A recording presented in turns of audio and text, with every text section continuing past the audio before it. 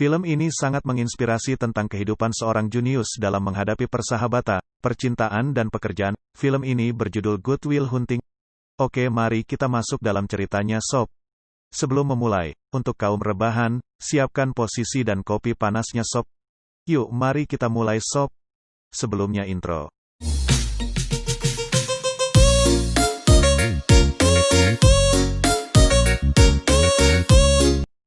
Di awal film diperlihatkan Chucky menjemput Wild. Wild bekerja sebagai cleaning service di sebuah perusahaan. Scene berganti di mana di dalam kelas, profesor bertanya kepada semua mahasiswa jika ada yang mampu menjawabnya maka akan menjadi profesor dadakan. Wadidaw. Di saat itu Wild melihat dan mencoba menjawab pertanyaan itu. Keesokan harinya Wild datang saat bekerja di koridor. Wild menjawab dengan secara diam-diam. Selanjutnya di dalam kampus sedang diadakan pertemuan alumni mahasiswa kampus. Seorang mahasiswi mendatangi profesor yang sedang bersenang-senang. Mahasiswi ini memberitahu profesor bahwa soal itu sudah ada yang menjawab di koridor tersebut. Profesor menanyakan siapa yang menjawab pertanyaan tersebut karena itu membutuhkan waktu yang cukup lama.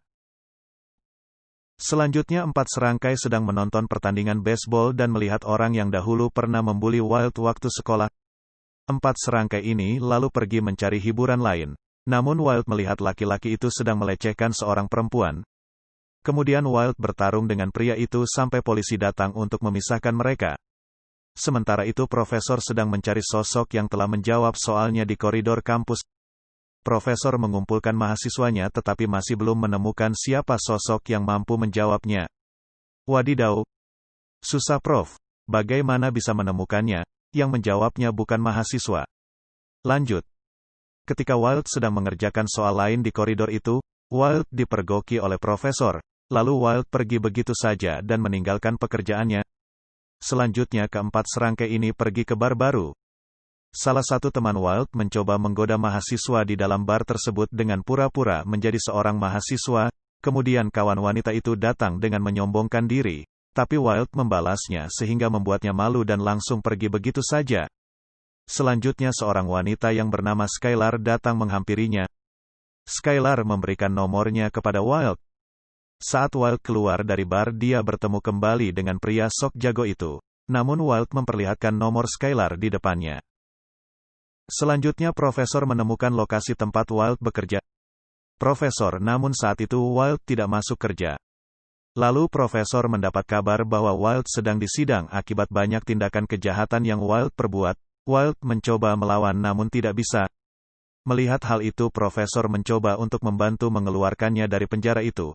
Namun dengan syarat dia harus menjawab pertanyaan sulit yang dibuat profesor namun Wild dalam menjawab soal itu dia harus dibina oleh psikolog. Selanjutnya profesor mencarikan guru psikolog untuk Wild. Saat sedang terapi psikolog, mereka hanya membahas tentang sejarah. Wild mencoba melihat lukisan yang ada di ruangan sang profesor. Wild menjelaskan bahwa makna lukisan itu adalah profesor ditinggalkan oleh sang istri. Profesor tidak suka dengan Wild membicarakan istrinya. Wild diusir dari ruangan terapi itu. Selanjutnya ketika profesor sudah tenang pemikirannya, dia mencoba untuk mengajarkan kembali Wild. Di sekitar danau profesor menceritakan makna lukisan tadi. Profesor mengatakan bahwa istrinya meninggal karena kanker. Wild lalu ditinggal oleh profesor di danau itu.